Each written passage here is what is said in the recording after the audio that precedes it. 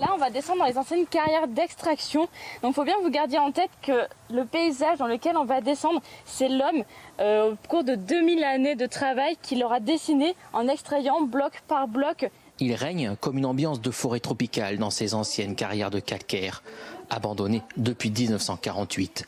20 degrés sous les fougères et autres lianes, contre plus de 35 au soleil. On a l'impression d'avoir perdu 15 degrés depuis là-haut. Apparemment, on va reprendre les 15 degrés, donc c'est là que ça va être un petit peu plus difficile dans ce sens-là. Je trouve que c'est surprenant, ouais. Enfin, c'est ce mélange de nature et de carrière, ouais.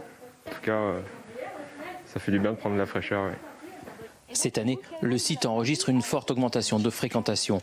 La canicule et la Covid en sont les principales raisons. Certaines frontières étant fermées, les gens sont restés en France et donc du coup on a des publics, alors pas vraiment du local, mais de l'extra-local, j'allais dire les départements alentours, les départements périphériques à la Charente-Maritime. Les gens viennent pour la journée, ils partent de bonne heure de chez eux, ils rentrent un peu plus tard le soir. Pendant plus d'une heure, les visiteurs vont pouvoir déambuler au frais à la découverte du travail monumental des carriers, au milieu d'une végétation qui a repris possession du site en un peu plus de 70 ans.